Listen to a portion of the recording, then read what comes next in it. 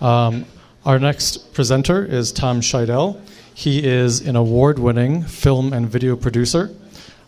He is a member of, let me check my notes. It's a very long name. The Juvenile Diabetes Research Foundation's West Michigan cycling team.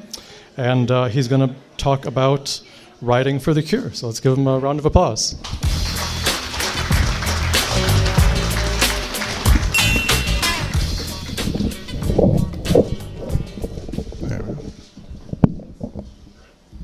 Sure.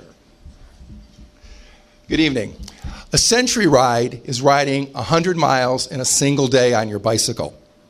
If you average 15 miles an hour, that's 7.5 hours in the saddle, not counting bathroom and food breaks.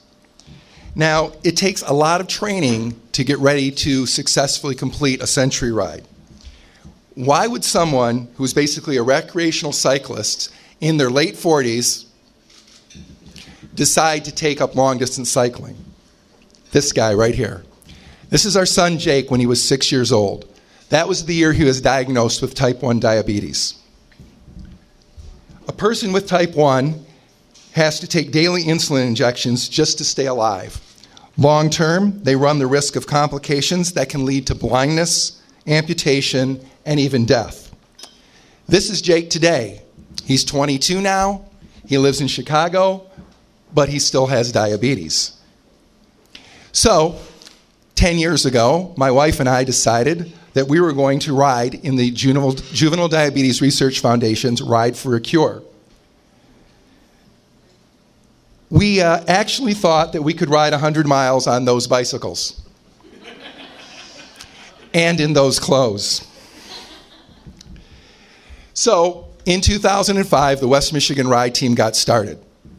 Our first ride was on the White Pine Trail. It was 12 miles. I was done for the weekend. 12 miles. 12 miles. All at once.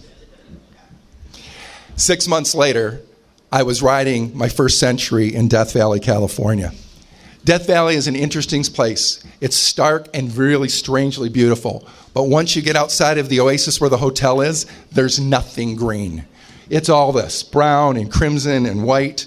And the temperature in October is 100 degrees. 300 cyclists joined us that first year we were in Death Valley. There's a big throng of people right at the beginning, but pretty quickly you get spread out over the whole course. So it's not uncommon to ride for several hours and only see a few other people. Now I know riding 100 miles in 100 degrees sounds like a lot of fun, but it's not all fun.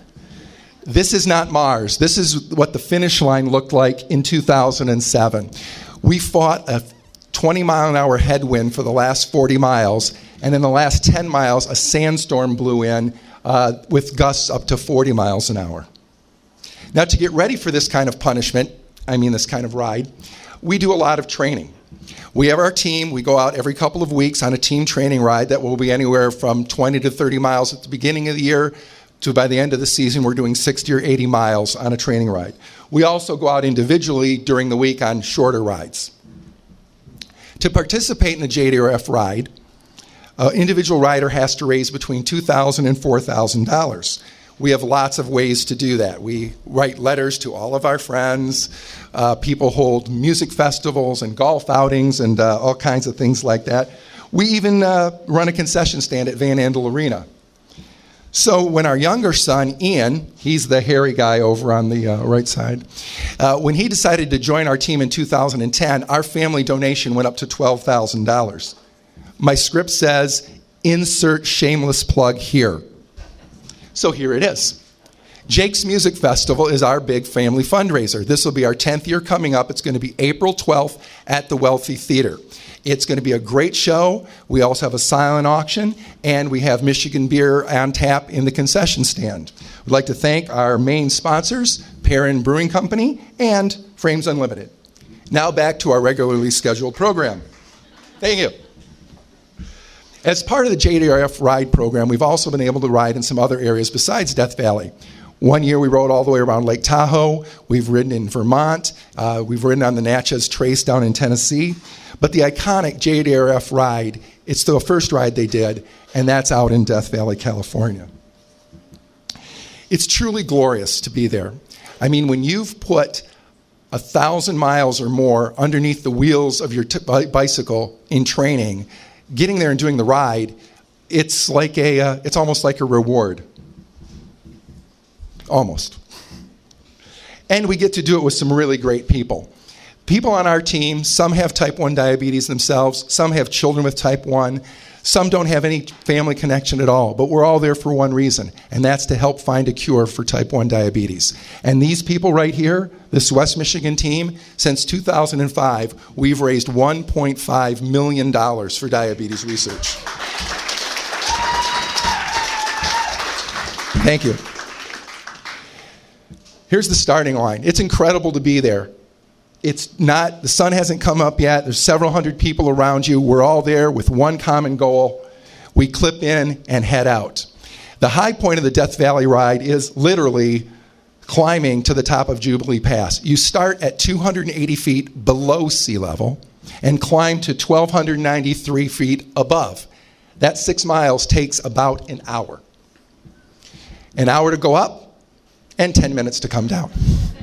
That's the fun part. However, once you get down, you realize that we've got 45 miles to ride now in the hottest part of the day. It's at this point that people start to question their sanity. However, it's not long before you're done. And when you're done, it's the greatest feeling in the world. You laugh, you cry, you hug.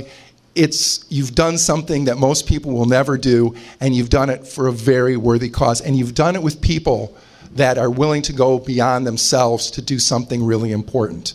So when I'm out there on the ride, and it's hot, and it's hard, and I don't feel like I can push the pedals even one more time, I think about my son, Jake.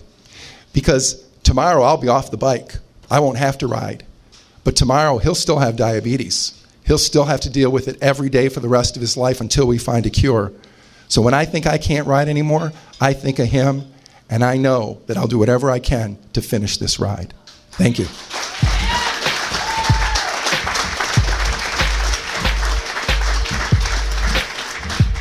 Thank you, Tom. One more round of applause for Tom. That was excellent. It's very inspiring.